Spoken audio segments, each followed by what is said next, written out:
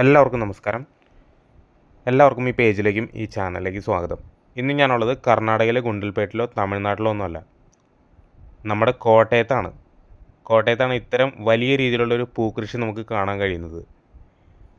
കോട്ടയം നഗരസഭയുടെ 51-ാം വാർഡിൽ കുമാരനെല്ലൂർ തൂത്തുട്ടി വാഴപ്പറമ്പ് ഭാഗത്താണ് നമുക്ക് ഇത്തരം വലിയ രീതിയിലുള്ള വളരെ മനോഹരമായിട്ടുള്ള ഈ പൂക്കൃഷി നമുക്ക് കാണാൻ കഴിയുന്നത്. എങ്ങനെയുണ്ട്? അടിപൊളിയല്ലേ? ഇത്രയും വലിയ രീതിയിലുള്ള ഈ ഒരു പൂക്കൃഷിക്ക് പിന്നിൽ പ്രവർത്തിച്ചത് 51-ാം വാർഡിലെ മെമ്പറായ ശ്രീ MT മോഹൻ ചേട്ടൻ, അതുപോലെ തന്നെ അവിടുത്തെ ഹരിത കൃഷിക്കൂട്ടവും കുറച്ച് ചേച്ചിമാരൊക്കെ കൂടിയാണ്. അവരുടെ പ്രയത്നത്തിൻ്റെ ഫലമാണ് നിങ്ങളീ കാണുന്ന വിടർന്നു നിൽക്കുന്ന മനോഹരങ്ങളായിട്ടുള്ള പൂക്കൾ.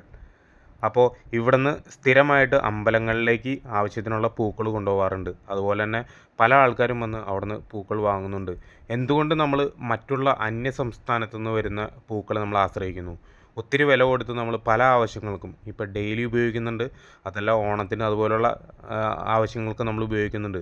അപ്പോൾ എപ്പോഴും നമ്മൾ പുറത്തുനിന്ന് മേടിക്കുമ്പോൾ അത് കർണാടകയിൽ നിന്നോ അല്ലെങ്കിൽ തമിഴ്നാട്ടിൽ നിന്നോ അവിടെ നിന്ന് മറ്റ് സംസ്ഥാനങ്ങളിൽ നിന്നോ തന്നെ അത്യാവശ്യം നല്ല രീതിയിലുള്ള വില കൊടുത്ത് മേടിക്കുന്ന പൂക്കളാണ്. നമ്മുടെ നാട്ടിൽ നമുക്ക് ഇതുപോലെ പ്രയത്നിച്ച് കഴിഞ്ഞാൽ നമ്മുടെ സ്വന്തം സ്ഥലങ്ങളിലും അല്ലെങ്കിൽ ഇതുപോലെ നല്ല രീതിയിൽ നമുക്ക് പൂക്കൾ ഉണ്ടാക്കിയെടുക്കാനായിട്ട് കഴിയും.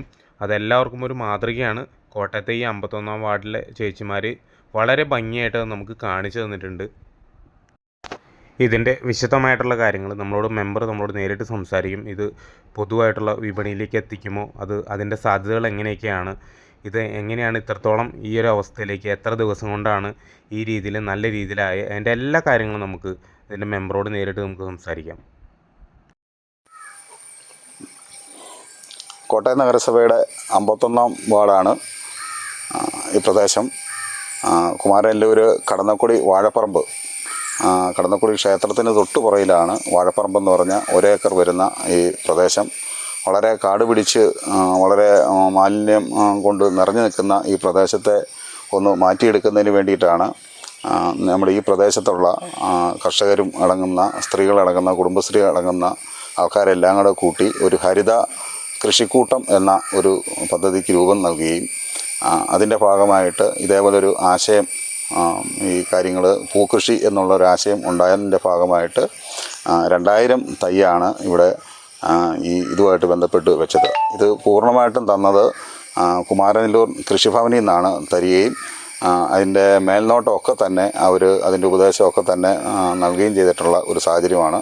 കോട്ടയം നഗരസഭയിൽ ഇത്തരത്തിലുള്ള ഒരു പൂക്കൃഷി, ഇത്രയും വിപുലമായി നടത്തിയ ഒരു പൂക്കൃഷി ഒരുപക്ഷെ ഈ 51-ാം വാർഡിൽ ഇതായിട്ടാണ് ഉണ്ടാകുന്നത്. ഇതിൻ്റെ അകത്ത് പ്രധാന കർഷകരായിട്ട് ഓമന ചേച്ചിയുണ്ട്, പ്രിയ ചേച്ചിയുണ്ട്, ലളിത ചേച്ചിയുണ്ട്, ആശയുണ്ട്, കലയുണ്ട്. പിന്നെ ഈ പ്രദേശത്തുള്ള ആൾക്കാരെല്ലാവരും തന്നെ ചന്ദ്രിക ചേച്ചിയുണ്ട്. അതുപോലെ തന്നെ അനിൽകുമാർ, അദ്ദേഹമാണെങ്കിൽ 2 ഏക്കറിൽ പച്ചക്കറി തൈ വളരെ നല്ല രീതിയിൽ കുറേ വർഷങ്ങളായിട്ട് നടത്തുന്നതാണ്. അദ്ദേഹമൊക്കെ തന്നെ ശശിചേട്ടൻ അടക്കമുള്ള മുഴുവൻ ആൾക്കാരും ഈ പ്രദേശത്തുള്ള പല ആൾക്കാരും സേവനമായിട്ട് തന്നെ ഈ പൂക്കൃഷിയെ അതിനെ സഹായിച്ചിട്ടുണ്ട്, സഹകരിച്ചിട്ടുണ്ട്. അതിനോടൊപ്പം തന്നെ കൃഷിഭവൻ്റെ ഭാഗമായിട്ട് അവർ പറഞ്ഞതിൻ്റെ ഭാഗമായിട്ട് 500 പച്ചക്കറി തൈ അതിൻ്റെ തൊട്ടപ്പുറം തന്നെ നമ്മൾ ഇതിനോട് ചേർന്ന് തന്നെ തുടങ്ങിയിരിക്കുകയാണ്. ഇതിന് ശേഷവും ബാക്കി വരുന്ന 1 ഏക്കർ വരുന്നതിൽ ഏകദേശം ഒരു 45 സെൻറ്റോളാണ് ഇത് വന്നിരിക്കുന്നത്. ബാക്കിയുള്ള സ്ഥലത്തും കുറ്റിമുല്ലയാണ് പ്രധാനമായിട്ട് ഉദ്ദേശിക്കുന്നത്. കുറ്റിമുല്ല ഒരുപക്ഷെ നമുക്ക് നിത്യേന കർഷകർക്ക് വരുമാനം കിട്ടുന്ന ഒരു സംവിധാനമാണ്. അതിലേക്ക് കൊണ്ടുവരിക എന്നുള്ള വലിയ ലക്ഷ്യമാണ് ഉള്ളത്. വാർഡെന്നുള്ള രീതിയിലേക്ക് ഇതിനു മുമ്പും ഇത്തരത്തിലുള്ള വലിയ പദ്ധതിക്ക് രൂപം നൽകിയിട്ടുണ്ട്. അതിൽ പ്രധാനമായും എല്ലാ വീടുകളിലേക്കും നമുക്ക് ഈ പച്ചക്കറി തൈ നൽകിക്കൊണ്ട് ഏകദേശം 2 വർഷത്തോളം അത് നിലനിൽക്കുന്ന ഒരു സാഹചര്യം ഉണ്ടായിരുന്നു. എന്തായാലും ഇതിന് ശേഷവും ഞങ്ങൾ ഇതിന് പൂർണ്ണമാക്കുന്നതിൻ്റെ ഒരു ഭാഗത്തിൻ്റെ തുടക്കമാണ് ഈ പൂക്കൃഷി എന്നുള്ളതിലേക്ക് ഏറ്റവും ഭംഗിയായിട്ട് നടത്തുന്നതിന് വേണ്ടിയിട്ട് സാധിച്ചു. നമുക്ക് അല്പം കുറച്ച് 10-15 ദിവസത്തോളം മുമ്പേ തന്നെ പൂവായി.